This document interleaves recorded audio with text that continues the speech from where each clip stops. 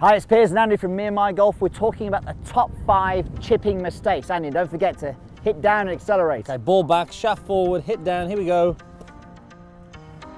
Let's take charge of your game.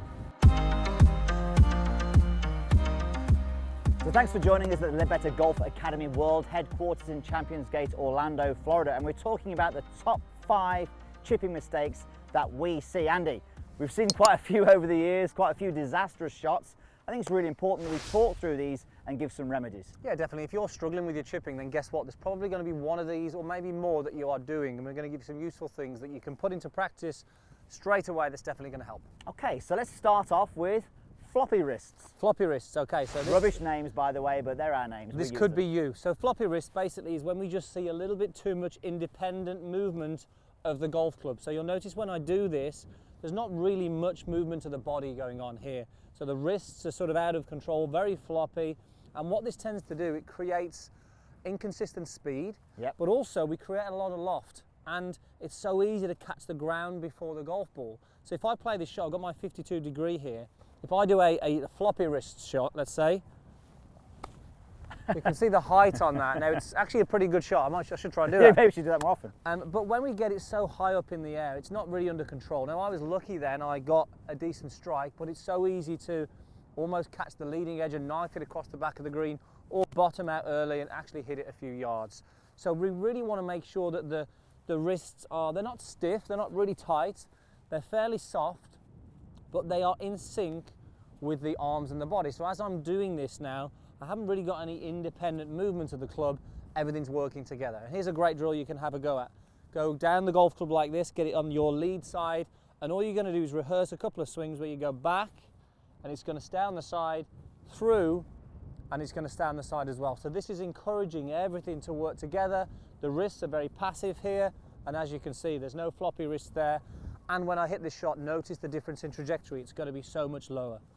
So I'll hold my finish when I hit this shot as well, but notice the ball flight. So much lower, and it runs towards the hole, which I really like. I want to make sure when I'm chipping, they're rolling towards the hole. Much higher chance of going in when we do that. I prefer floppy wrist though, it was a better shot. It was a better shot, it was. But that's the thing, it is definitely more inconsistent when you do that floppy wrist. Okay, the 7-iron guy, let's go with that one. Okay, 7-iron guy. So this is somebody who really doesn't change their setup when it comes to a chip shot. So we see a lot of people, they would play their 7-iron like this, and they would play a chip and run like this. Now the issue with this is really we've got a wide stance. We don't want that for chipping, we want control. They've also got the toe of the club in the air. We don't want that either. We want to see if we can get the sole of the club flat.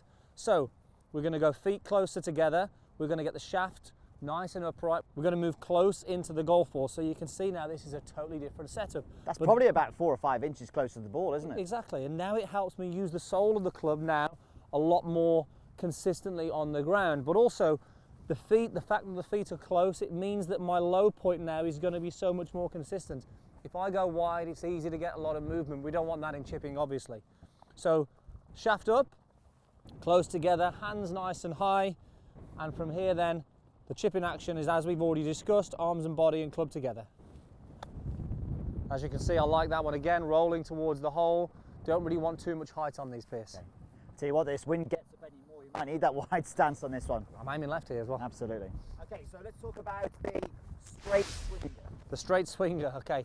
So on chip shots, this is a really common one that people stand here and think, okay, I need to swing the club straight towards my target. So straight down the target line. The problem is to do that, notice what happens to my shoulders as I try and swing straight. The right shoulder drops, the club goes very much up in the air. So again, what we can tend to see from here, a lot as well. Head goes back, which means I can hit the ground first, bottom out, thin it again, and also we expect to see a high ball flight again here.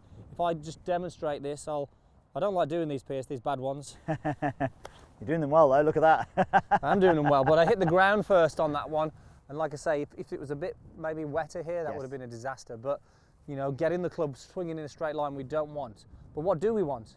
We want the club to swing in and up from our target line. So from the down the line angle here, instead of swinging straight towards the target, you'll notice as I swing through now, the club works up and in. It works this way around the body.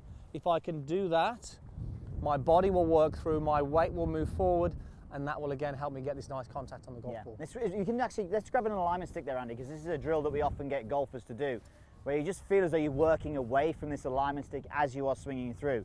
If you're someone who swings it straight on the way through, you're going to be going up that stick. So yeah, a lot of people will see you're trying to do this. We actually want the club on the way through to work in from that alignment stick. So you'll notice on this one how I finish. By the way, for the first time, if you do this, the strike will be like, oh my goodness, what was that? Kind of like that one. Okay, I think I need those 2 balls out of the way, Piers, because I fancy one of these going in. I do.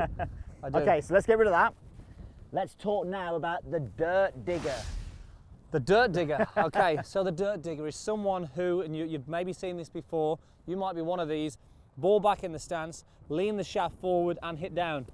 Okay, and sometimes that's what happens, and if you do that, the ball goes a yard and you get pretty embarrassed, and then you're faced with exactly the same one again. You bring your putter out then. Exactly. So we don't want to get the ball back in the stance. Now, I'm not saying that you can't play good shots doing this, but from our experience, we see a lot more bad shots than good shots. So let's get yourself more neutral. Let's go ball in the center of the stance, shaft pointing towards the belly button, fairly neutral with the angles. We're not sort of excessively creating these angles here. Shoulders are pretty level. And all we're looking to do from here is not strike down on the golf ball. We're looking to allow the club to just land and brush the ground. I'm not really thinking about the ball.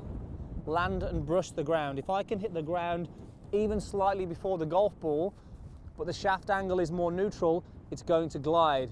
But if I do this and try and hit down, that's exactly what's happening. It's digging in the turf, which we don't want. So neutralize the setup out, shaft more at the belly button, and then from here, allow the club to just land on the ground. And as you can see there, a little bit of ground on that, but I've played some consistent shots. That's probably the best one out of all of them so far, Piers. Fade it through the gap beautifully. Don't forget it is left to right. If you'd have hit all those other ones hard enough, they would have missed to the right. Okay, so last one. You've got to accelerate. Mr. Accelerator or Mrs. Accelerator is always accelerating. You decelled on that one. Have you heard that one? Oh, you do decelled on that one. There's not many people I see decel on chip shots. So we get told, right, we need to accelerate. So we go, and we see this so much. Look at the lower body here. What's he doing? Hit a 50-yarder? Exactly. Now it's hard to control speed doing that. Remember, the acceleration is great if we want to create distance, but we want to control it here. So as you'll notice here, what I'm doing, back and through, I'm not really trying to accelerate here, Piers. Almost just letting the club fall and move with the body. The fact that the club goes up and then comes down means it's accelerating. So we don't need to consciously sort of be aggressive. And notice the legs on this. We don't really want this action on a short game shot. My legs as I'm doing this right foot is fairly quiet, the hips are fairly quiet, everything's really working much more together. Okay, let's see you hit it then. Bit of room there, Piers. There's a slight gap, isn't there? Can you get it a little bit harder maybe? Okay, a little harder. It's into the breeze, maybe isn't it? Accelerate a bit more. Here we go. Better for pace. Not bad. Not bad at all. I'd be happy with all those. And I think probably I'd knock most of those in maybe. So make sure you let us know. I know it's embarrassing, but let us know which one are you. Post down below. If you enjoyed the video, hit the like button and don't forget to hit the subscribe button if you haven't already to see more videos like this on a weekly basis. Yes, definitely. If you want more coaching from myself and Piers, we've created some coaching plans where we actually guide you week by week to help you achieve your goals. We've got Break 100, Break 90 and Break 80, which have had fantastic success. Click the link in the description and come and join us. We'd love to take you through it.